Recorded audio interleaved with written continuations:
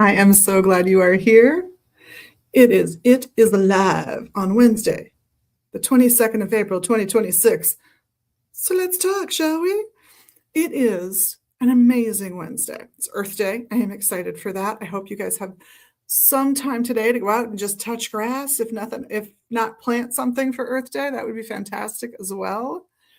Oh, we've got our Instagram friends on board now. Hello, everybody. So let's start with where we usually start. What are we drinking? What are we wearing? I've got some delightful Bacopa astragalus and goji berry in here. Delicious. Ooh, there's some burdock as well, I believe. Just trying to stay a little healthy. And of course, I have some of Tracy's treasures on today. I've got pink on one hand and purple on the other, because this is a cut amethyst. And this one is a pink tourmaline. It's a very, very dark pink, but it is a pink tourmaline. That's the basics for that part. New stuff to show you guys, and some announcements about classes and events, and of course the readers. So let's get to the events. This Saturday, the 12th, wait a minute, no. This Saturday, the 25th, thank you. The 12 is for the time. At noon, Alliance Coven's 102 class continues. Again, if you just want to meet the folks involved, the class is closed, but show up around 2 when they're about to get out. And you can shake some hands, maybe have a quick conversation, and decide if maybe you want to go to the 101 class when it comes up, perhaps this fall. Great group of folks, delightful teachers, definitely recommend them.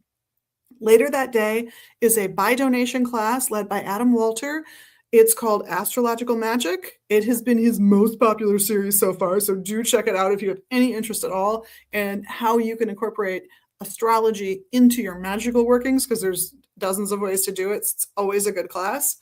Sunday, the 26th, we've got our Reiki share at 12. So if you are a Reiki first, second, or third degree and you just want to come in at noon and have a little chit chat about Reiki and your experiences and hear about other people's experiences while trading services, that would be fantastic. Come on by, come join us. It's fun. At 4 o'clock, we have Palmistry 101. That's with Eshu, our palm reader and tarot reader. It's always a good class. He's very good at his readings. And if you want to become a professional reader, I would just recommend taking those kinds of classes anyway. Of course, year 1 in herbal studies and year 3 in herbal studies are ongoing when we close up shop on Tuesday night and Wednesday night, respectively. We are having a blast. We did Materia Medica last night. I got to talk about things like Bonesetta and Buchu, and it's fantastic.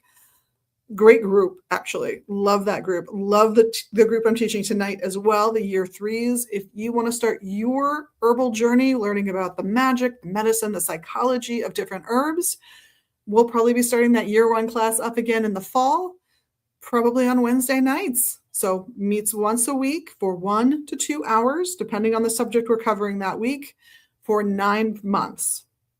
So you can learn more about it on our website at magusbooks.com. In fact, at the QR code, if you're seeing a QR code up in that corner. Otherwise, just go to the site and hit the events tab and you can find the classes. On Friday, May 1st, on May Day itself, when we open up, we will be having a memorial service for all of the people who have died in ICE custody or at the hands of ICE outside of ICE custody. When I last checked, that was 98 people, but we started with 96 when we started planning the event, and in a day it went up by another couple people. So we'll see how many people we're setting up for on Friday the 1st when we get there. We will have their names and their dates of death, and we will have lit a candle for each one. We'll start that at 12. We'll say the name of the person and light a candle for them. And we'll do that until they're all lit. And then we will leave the name, the date of death, and that candle burning until those candles go out. So if you want to come for the naming portion of the ceremony, or if you just want to come and pay your respects and have a look at those burning candles after they were lit, we'll be doing the mini candles. So they'll burn out definitely during the first half of our time here from noon to 6. I'd plan to be coming by in that first hour at some point if you really want to take a look, just so you can get them. And of course, that night we have a full moon ritual. We'll be doing a nice pagan full moon ritual on May 1st when we close up at 6. We've done one or two so far. They've been really fun. We've done one so far. It was loads of fun. So we're going to get to the second one for May Day, which is really cool. On Saturday, the 2nd, the next day, Saturday, the 2nd of May at 3, we've got Wes Eshu again, teaching American Hoodoo and folk magic. Now, he actually comes to this naturally. He's from New Orleans. His mother was of Irish Catholic extraction, father from, I think he said Trinidad. So family traditions galore in his magic, and as well as the local culture of New Orleans steeped in that magic. So come by, check it out. That is another by donation class, just like the astrological magic class and the palmistry 101 class. The following Saturday on the 9th, Alliance Kevin will be here again from noon to 2. And again, it's not an open event, but you can certainly come by around 2 and meet some folks from that group, which is very cool. And at 3:30 on the 9th is Tea and Tarot. This will be the second Tea and Tarot class. We've got some tea. Bring a deck if you've got one.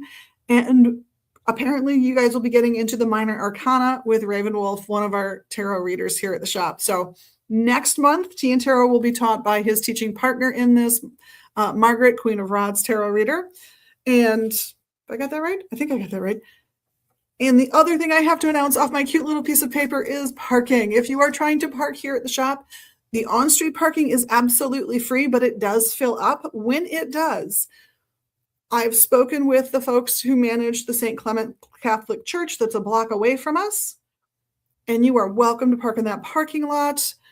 They'll definitely notify you if, there'll be lots of signs that'll look different. Right now, they've got a sign up saying that, basically they're closed for Art-A-Whirl because they're doing Art-A-Whirl. But that parking lot is almost always open. Right now, it is free to park in. That might be changing, but it's a great spot to park. It is, we're near Central and Lowry. It is from that intersection of Central Avenue and Lowry Avenue. It is 1/2 block west along Lowry Avenue, and it'll be on the south side of Lowry Avenue. So if you even get a block, you've gone too far. You passed the church. They own the whole back side of the block. So they don't face Central Avenue, but they're on the block that does. That's 1 block south of us. So that's where to park. That's what's going on. Let's talk about these fabulous readers we do have. I've mentioned 3 of them because 3 of them are doing classes, which is absolutely amazing. No, I mentioned 2. Adam doesn't do readings here anymore. But today, Wednesday, Eshu should be here the whole day long from noon to 6. He's also here tomorrow from noon to 3, Saturdays from noon to 3, and all day Sundays from noon to 6. Tomorrow, once Eshu's done at 3, we've got Daryl. Probably Daryl will, no, I apologize, Ravenwolf. Ravenwolf will be in from 3 to 6, and he's in again on Friday from 1 to 4, and Tuesdays from noon to 3. The other half of Tuesdays goes to probably Daryl, our Oracle card reader. He also reads the second half of, the first couple hours of Monday and the last 2 hours of Friday from 4 to 6. If you would like to get a reading with Margaret, who is the other teacher in the Tea and Tarot class that's been running lately, she only reads from 3 to 6. She's in demand as a reader. What can I say? All the readers are very good. Of course, they've had to pass an audition to read here, and they're all delightful. There is also Morpheus, who doesn't do readings, but he does dream interpretation in that same spot in our shop from 6 to 2 on Mondays. Really good dream interpretations. If you have had a dream that's bugged you and you've Googled, what does it mean when you get this in your dream, and you read the explanation, you're going, that makes absolutely no sense. That's insane. He is the guy to come talk to. He will help you figure out what it means for you. And that's super valuable. So that's what's going on. That's who you might want to run in here for. Let's talk about some of the cool stuff that's come in. I want to start actually with one of our readers' products that we have not had here before, which are his pendulums. So these are by probably Daryl. And I got these 3 in this case, little acrylic tool. So I've got one that has runes on it. So this one's got beads with runes. This one has skulls. It's got a little metal end. The runic one has a little stone end. And this one has a little cross at the top and a whole bunch of evil eyes for protection. So I really kind of like those 3. I've got 3 others he's done to show you as well. They are not hanging up in that spot. They're hanging up in the pendulum display next to that when it's on the counter, but these fit in the other one. So here is one. By the way, these are all $15. So I think they're a really good deal for something that's been put together by a local person. And this one's got all kinds of cute. It's got the tree, it's got the fairy, it's got the bird, it's got the bee. It's just an adorable little one. And then there's also this last one, another sort of rainbowy one with a cool rose quartz point. They're fantastic little pendulums. And at 15, I think it's a steal, to be honest with you. I can get some like machined ones for less, and we've got those out there. But if you're looking at those, heck, take a minute and see if one of the personalities of these speaks to you, because local, individually put together, everyone is a little different from every other one. And if you love it, there isn't a duplicate in this case. You're buying what is essentially a piece of art, as well as a pendulum. If you've never used a pendulum, by the way, I should. You're going to, if you want to test drive them, you're going to ask if you can look at a pendulum up close, if you can hold on to it, and you're going to hang it in your dominant hand. This is my right hand, which is a little bit my dominant hand. And you're going to, if you've never done it before, you're going to close your eyes and you're going to think about a no you would hate to hear, a yucky, horrible, awful, rotten no. And you're going to think about that no for maybe half a minute or so, maybe a minute. Then you're going to peek. You're going to see how it's moving. In my case, it's moving like this. Steady it again. Close your eyes again. And think of a yes, an amazing, wonderful, beautiful yes. And open your eyes. And this time it's circling. So for this pendulum, for me, if I see it moving in a straight line, I'm going to think no. If I see it moving in a circle, I'm going to think yes. That might not hold for the next pendulum I pick up. But now that I've established what yes and no are, I can ask it, are you the pendulum for me? And it can give me the answer. Now, I should add, some people really like to put their receptive hand, their non-dominant hand, underneath the pendulum, far enough away that you never touch it, but as a way of sort of containing a loop of energy. It's not a bad way to go. That's the local stuff. Now I have some cool little bits and bobs. One item I did not bring in, which are some rugs. They are hanging up behind the register. One is has pentacles on it. One is another magical theme on it. One has a witchy cat on it. They're cute. They're adorable. They're 100% cotton. They're the size of a slightly large welcome mat, I guess, with little tassels on the end. It's very... they're very cute. They'd be the right size if you want something to sit on, or if you want a rug somewhere where you stand frequently. They would be perfect for that. They're $30. They're a good deal. And then I have these little lights that they take batteries. But once you get the batteries in there, I think it's 3 double A's, triple A's. I think it's 3 double A's. This one has the sabbats. This one has the constellations of the zodiac with the 13th ruler zodiac that kind of got dropped out of the system, according to some. And then I've got one more for you ceremonialist folks out there. How could I resist, right? So those are in. And the other item I got in is this adorable spice rack, if I can bring it over here. Oh, it does come with some little labels so that you can like put a little label like on the side of the jar that says this is really basil, if that's what you want to do. But somebody asked me, what would you do with that? What would you put in the one that says hexes? Well, I went, well, if it's in my kitchen, I'm going to put my cold and flu tea in the hexes because I'm hexing that cold out of me. So you can absolutely find good purposes for all of these jars. We've got hexes, cures, brews, magic, poison, and potion. And I think they're adorable. We also got in some amazing, amazing new decks and books. I'm just going to move those pendulums a little further out of my way. Starting with the Anima Tarot. So you can confront your anima.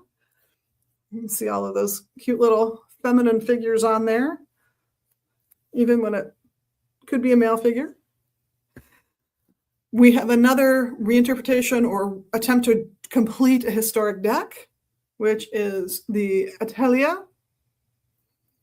Don't come for me if I mispronounced it, but that's that one. That one's new out. We have, for those of you who are into horror, the Lovecraft Tarot, the Japanese Art Nouveau Tarot. You gotta love these cards. I suppose I should. Is there anything on the? Oh yes, the Lovecraft does have. That's the tower. Isn't that adorable? And then, oops, sorry, that must have been loud for you guys. I apologize. The Jane Austen Tarot. I noticed she's been making a comeback as well. There's a few cards on the back you can see. I also have some new release books, but I don't have all of them because we sold out of some. So I can't show you Queer Tarot today because I came and went. I got to get it again. And I order books from that publisher every Sunday. We'll have it again next week, as well as a host of other new releases that we have sold. But for those of you into the ceremonial magic, Summa Sacra Magicae, I have mentioned this book before, but when I talked about it before, it was parts 1 and 2. This is part 3 and 4. You got to love it. We've also got from Silver Ravenwolf a nice hardcover, thick hardcover on just classic spells that you might want to know about, that you might find handy. It's fantastic. And then I thought this one was clever. I have not had a chance to dig into this one as much as I would like to, but this is Create Your Own Afterlife. Take control of life after death. And if you look at a lot of older cultures that would be classed as having pagan religions, you can see some of them had that practice of you needed to know certain things before you died so you could get to the right place. Don't drink from the first well, drink from the second well, that kind of thing. And it always strikes me as an add-on mythologically, like the culture has to get to a certain point where they think they need more secrets.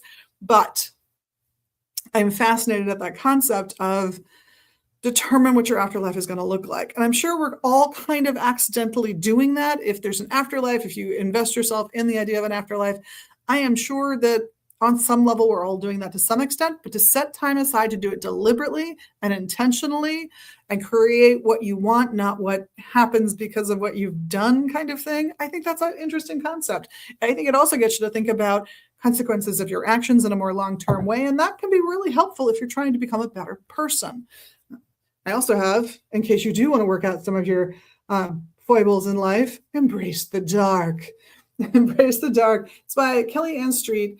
And it's about hands-on exercises, inspiring stories from Kelly Ann Street in having been a therapist, and some of her practice is reflected in this book and some of the work she's done with people so they can go to their shadow side, uncover those pieces, work through them, and integrate into a more whole and hopefully happier, better human being than they were before. Embrace the Dark is worth it. And then we also have Olfactory Code. Olfactory. For those of you who don't know, olfactory would refer to things with scents in them, which is why you see a little perfume vial on the cover and so many herbs and things around the outside. So this is going to cover things like perfumes, incenses, flavored things. And she talks about individual herbs in parts of this book and recipes to go with them, whether they are recipes that are purely magical or they're cookies or combining herbs with salt. It's a fascinating little read, and it is a lot of fun, honestly. I've done it. Oh, one more deck. I forgot. Oh, I did talk about Jane. Jane's here. I just didn't put her over here, so I forgot I mentioned her. That's what are we drinking, what are we wearing, what's happening, who can you get a reading from, and the cool stuff that has come in recently. I know you guys have loved probably Daryl's rune sets, and we've got one left, so he's bringing us a couple this next week, and I think that will be amazing and fun. So come in to check those out, or if you want to see the one we've got left, that is great as well. So those are my basics. Now, I had a wonderful person that I thought we'd arrange to have be interviewed here, but apparently not, because I emailed all the information, and we must have miscommunicated something somewhere along the way. I thought we'd arranged for today, but that's all right. I'm not even going to tell you who it is because I don't want them to get in any trouble with anybody. They're wonderful people, I'm sure. Instead, we'll just have a little chit chat. It's Earth Day. Are you going to get out and touch the earth at least once? Like take your shoes and socks off if you can, and just stand in the ground, stand in the place where you live, and take time. For those of you who know, you finished the song for me, and I thank you. but it's also a great day to work on healing magic. So if you would like to be part of healing the earth, if you would like to take some proactive steps in that direction, by all means, a little spell is not a bad idea. But a little spell can also involve planting something. Maybe this is the day you stop at that garden center or that grocery store and you pick up that packet of seeds for some veggie you actually like, that you'll actually eat. And you just clear a patch and you just plant them and see how they do. They might not do well. They might do great. You might have to water them. You might have to weed them. It's a little bit of a commitment. I admit this. But you don't have to start with a massive garden. You can start with something that's 2 feet by 2 feet and then just fill in from there. And some stuff is worth planting because it comes back year after year. My kiddo planted an oregano plant like 10 years ago or more in our front yard. It's still thriving. We still make oregano pesto every year. It is the gift that keeps on giving. So one of my goals for this year is asparagus. Why? Same principle. It is the gift that keeps on giving. I suppose that's a bit of a permaculture perspective, tiny bit like a permaculture perspective. Don't come after me, permaculturalists. But, I forgot to put up comments. Hi, everybody. But whether you're going like a really traditional gardening route or more of a, I want to be organic or permaculture, and the difference between organic and permaculture is with permaculture, you're trying to set up systems that are self-propelling to a greater degree than if you're just using organic gardening practices or traditional like pesticide-laden garden practices. In this case, this is going to involve more companion planting. It's going to involve, like for example, here where I live, it's really common to hear of the indigenous traditions around planting corn and beans, and I can't believe one of them left my head, but you plant all three together, the three sisters together, and the corn stalk is the stalk that the beans can run up to grow, and they feed the soil in different ways, so they actually complement each other in that sense. And it's just a nifty thing to look up if you're going to get into that side of Earth Day. Not looking to get into that side of Earth Day, I understand. I do understand. I have what I like to call the honey don't mow their garden, even though my honey's not here anymore. But honey don't mow their gardens are letting a part of your property just go to seed and see what happens. Sometimes you get nothing you want and you don't do it again the next year, or you move the spot. Sometimes you get morels in your front yard. Yes, you do. Sometimes you get roses, fields of daisies, all kinds of amazing things. I've gotten chicory, wonderful medicinal herbs, burdock, cleavers, things that are worth going out and harvesting. Ground ivy, which in Minnesota, where I am, is called Creeping Charlie. Yes, Creeping Charlie has medicinal uses. Look them up. They're a lot of fun. And it kind of tastes like dirty peppermint. Some would say metallic peppermint, but I say dirty peppermint. That's what it tastes like to me. Maybe it's a sign I don't have a lot of metals in my body. And it's been used for that too, which is interesting. Maybe all of that is just too much and you're sitting on a pile of cash and you're like, I'm going to make a donation to somebody who values Earth Day and will do something for me. Or you treat yourself to an article of clothing from a company that promises to plant a tree every time you buy a sock. They're out there. I've seen them. I'm sure you've seen them too. But if you can find a way to give a nod to the planet we live on today, good on you. I think that's amazing. But that's my thoughts on Earth Day, ladies and gentlemen. The other thing that has come up recently, we've seen a lot of people coming in with court case issues and sometimes some really questionable interactions with police where you're like, that shouldn't have happened. If that's what's happening, somebody in the police department needs to be investigated. And because we're getting that kind of injustice magic right now, I thought I would take a minute. This is not, to me, very different than the ICE protests that were here in Minneapolis for a while. It is not about we don't want policing. It's about we want good policing. We want policing that protects the citizens, even the criminal citizens, but policing that puts value on the lives of both the officers and the civilians involved in every single interaction. So the stuff we've been getting people coming in for help with their magical workings, wanting ingredients or wanting advice or both, have really centered still on this idea of someone or a group of authority figures taking their power too far, doing things that are not safe for citizens and don't improve their safety in the long run, because if the citizenry doesn't trust the police, they're not going to want to do what the police say in a given interaction. It makes things worse for all of us. So some of the things that have come up, some of the herbs people have been wanting, it would include things like Lo-John. Lo-John is a really good spicy herb. It's a root. It's a relative of ginger, and it's been used as a substitute for ginger. I have a few cookbooks that ask for it, that call for it in some recipes. In my case, it's all dried because it doesn't grow anywhere near where I live. But it is absolutely one of those herbs that gets used to kick somebody in the pants. It's like, let's get moving. Let's make the change we need to make. It's a Marshall or Mars related plant. So think lots of aggression, lots of energy. So it's a good thing to add to any recipe that you're putting together, be it for incense, to make a magical oil, which I tend to recommend you make your own, but we'll get there.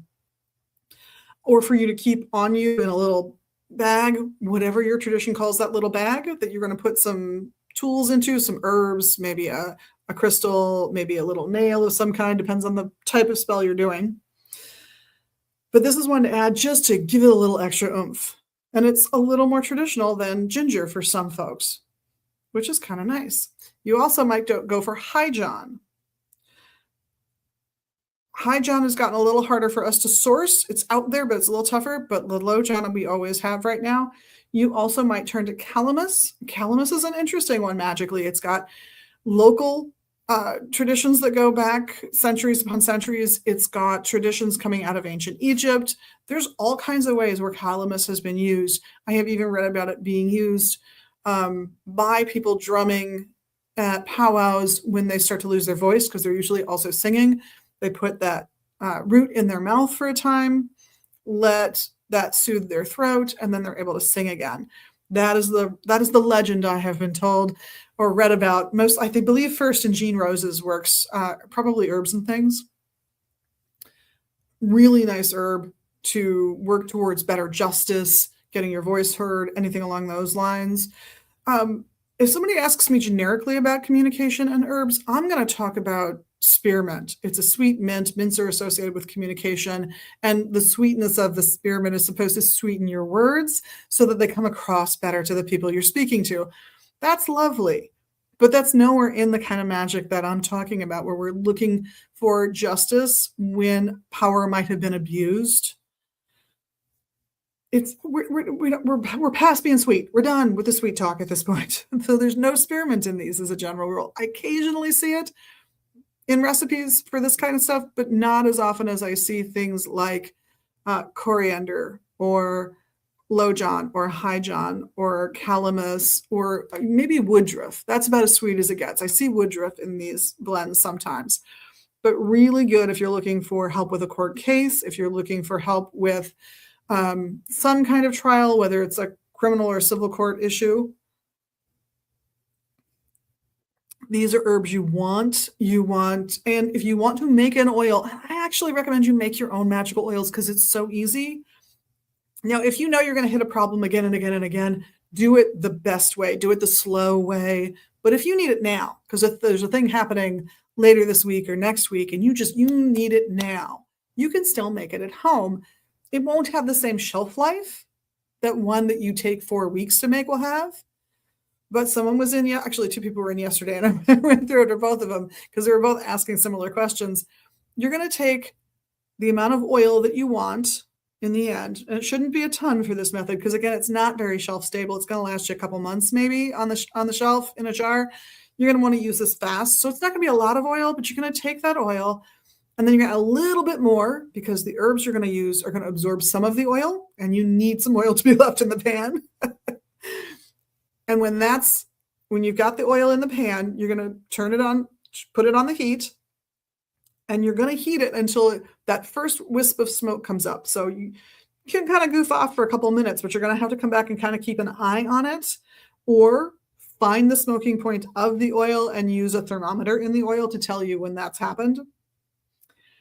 Both ways work. I have a candy thermometer. I don't usually get it out for this. I just watch for the wisp of smoke. I just think it's easier. When the wisp of smoke comes up, turn the heat off. Take it off the heat completely, and then gently pour in the herbs you want in there and stir.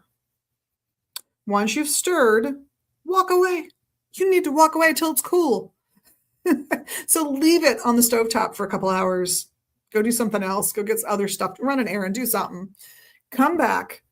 Strain that oil into a container and squeeze the herbs. Get everything you can out of those herbs. Just squeeze them to get all the oil you can out. The herbs are fabulous compost at this point, but that's about it.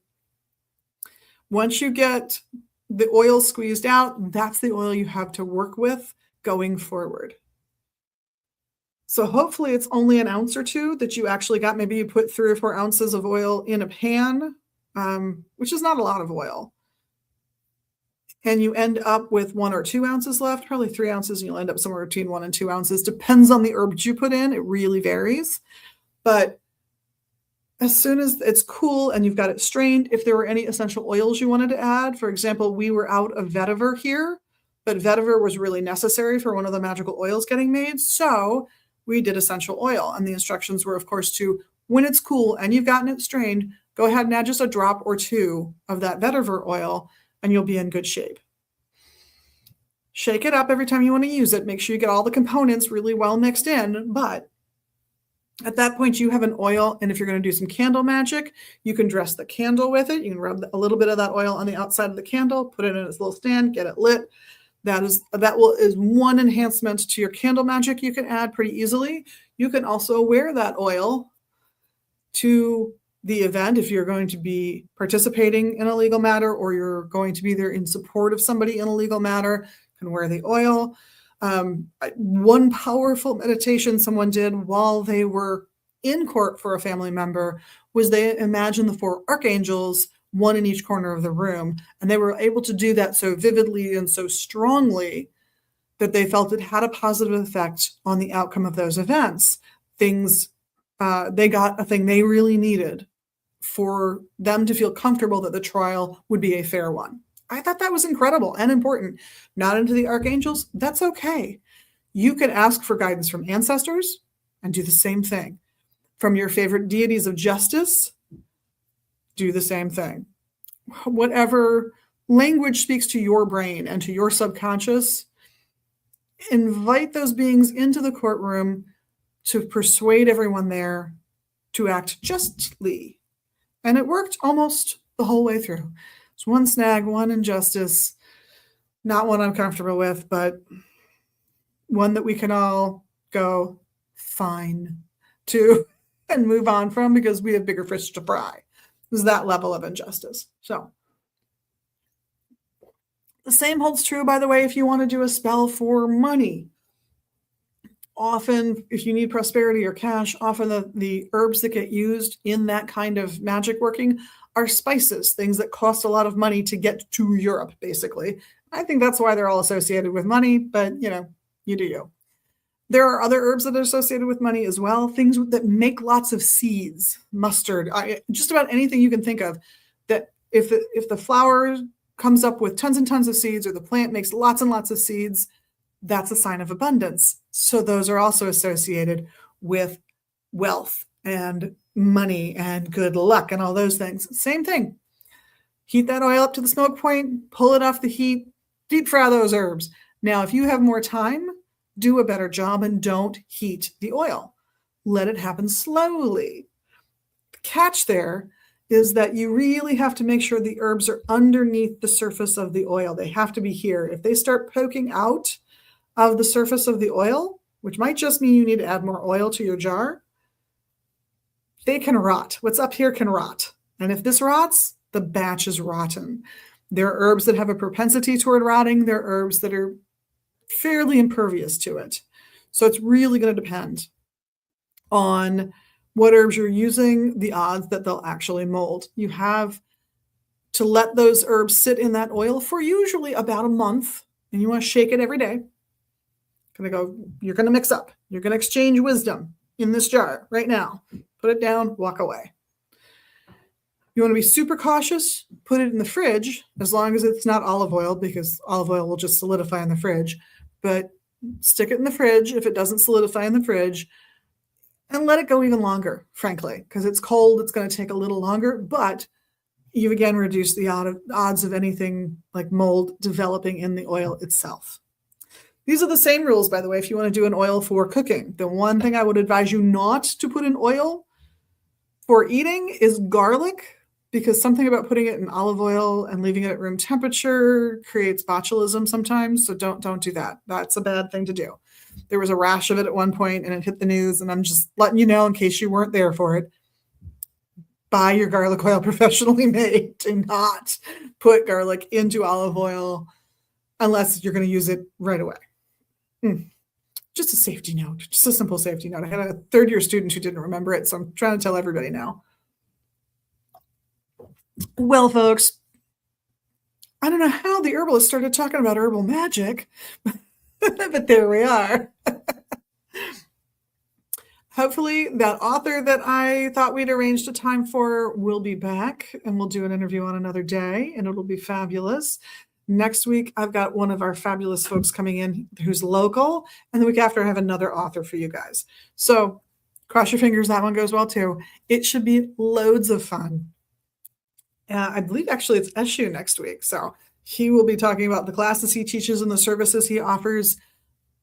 Amazing reader. Highly recommend.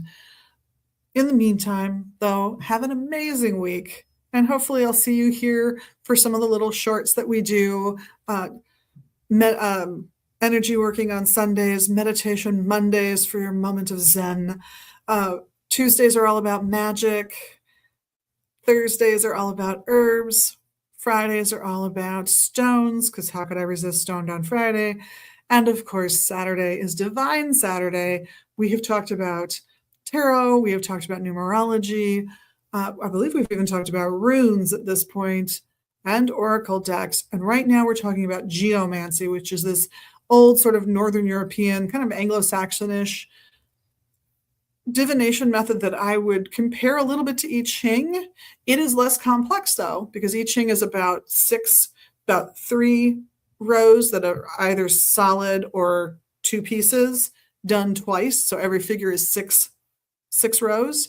In geomancy, it's 4 rows, and it's either going to be 1 dot or 2 dots. It's kind of the same idea, but to a complication level of 4 versus 6. So we're just running through the figures right now. If you go way back, I talked about the shield method of coming up with a figure to answer your question. It's a fun divination method that I just don't think gets enough attention. So hopefully we'll see you there too. In the meantime, have an amazing week. Myself, the rest of the staff, we love you for being your amazing, magical you. And of course, we love the little things that you can do here in social media land that are so very magical for us. I know you know what they are.